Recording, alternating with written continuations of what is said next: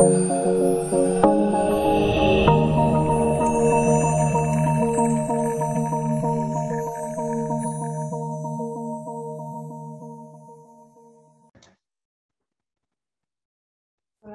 warahmatullahi wabarakatuh.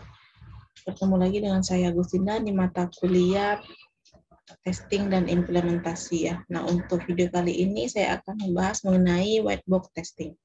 Nah, kalimat white box testing yaitu sering ya kita dengar ya, ada white box, kemudian ada white box testing, kemudian ada yang namanya black box testing. Nah, apa itu white box ya? Untuk video kali ini kita akan membahas khusus untuk white box-nya, yaitu white box ini adalah merupakan cara pengujian ya, dengan melihat ke dalam modul untuk meneliti kode-kode program yang ada dan menganalisis apakah ada kesalahan atau tidak di dalam sistem tersebut ya. Jadi white box testing ini menguji modulnya ya dengan sangat teliti.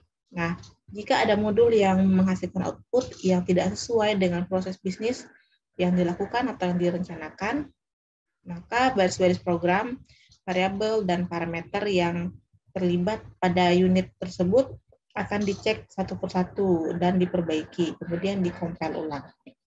Nah, modul di sini maksudnya apa? Modul di sini adalah codingannya ya, codingan yang ada di dalam program sistem itu. Jadi setiap fungsi dari sistem itu pasti ada codingannya ya. Nah, codingan itu maka dicek ya, diteliti kode-kode program yang ada, kemudian dianalisis, kemudian dijalankan ya modul itu ya, menghasilkan output yang seperti apa, apakah sudah sesuai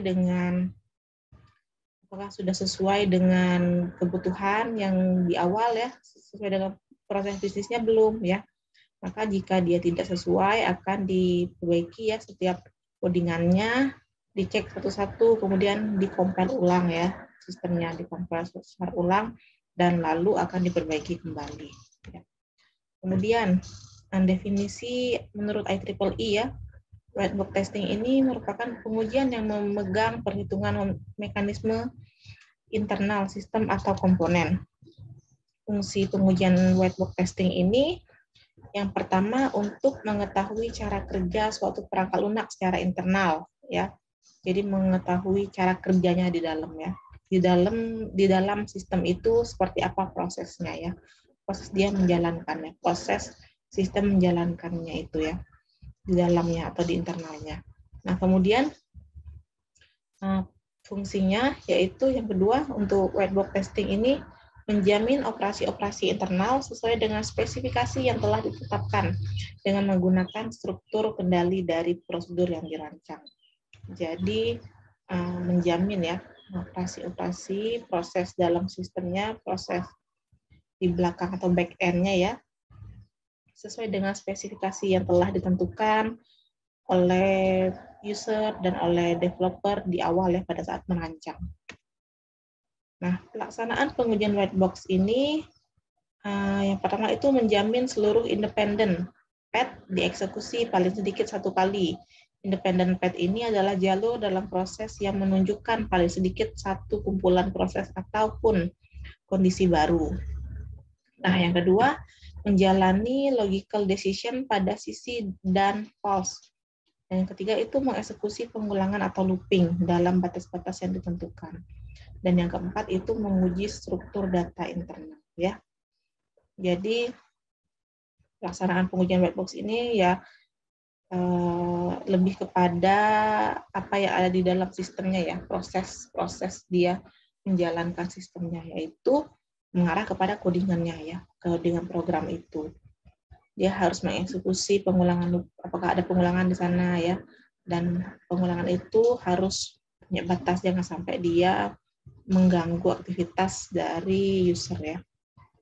Oke, selanjutnya langkah-langkah white box ini yang pertama itu mendefinisikan semua alur logika, kemudian membangun kasus untuk digunakan dalam pengujian dan melakukan pengujiannya ya. Jadi didefinisikan dulu semua alur logika di dalam sistem itu atau codingan sistemnya, didefinisikan seperti apa alurnya ya. Kemudian membangun kasus untuk digunakan dalam pengujian. Kasusnya apa? Jadi untuk melakukan pengujian itu dibikinlah sebuah kasus ya untuk menjalankan sistemnya atau untuk melihat sistemnya itu untuk mencari kesalahannya ya, dibangun kasus ya, kasus seperti apa yang akan digunakan untuk menguji. Kemudian setelah didefinisikan semua alur logikanya dan dibuatlah kasusnya ya, maka akan dilakukan pengujiannya ya, pengujian dari sistem tersebut. Oke, selanjutnya apa sih kelebihan white box testing ini? Nah, yang pertama itu adalah kesalahan logika. Nah, digunakan pada sintaks if ya dan pengulangan, di mana white box testing akan mendeteksi kondisi-kondisi yang tidak sesuai dan mendeteksi kapan proses pengulangan akan berhenti. Kemudian ketidaksesuaian asumsi.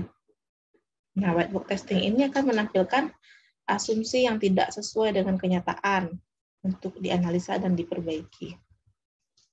Dan yang terakhir itu ada kesalahan ketik ya. Jadi kita di dalam white box testing ini kita dapat melihat kesalahan ketik dalam codingannya, mendeteksi bahasa pemrogramannya ya yang bersifat case sensitif. Biasanya kan kalau kita dalam mengetik codingan itu sering terjadi kesalahan ya, apalagi kalau sifat programnya itu atau bahasa pemrogramannya itu case sensitif, maka harus teliti ya. Jadi dengan adanya white box testing ini kita menghindari dari kesalahan ketik. Maka karena kesalahan ketik itu akan mengakibatkan tidak berjalannya sistem atau error ya. Kelemahannya apa dari white box testing ini? Yaitu untuk perangkat lunak yang tergolong besar ya.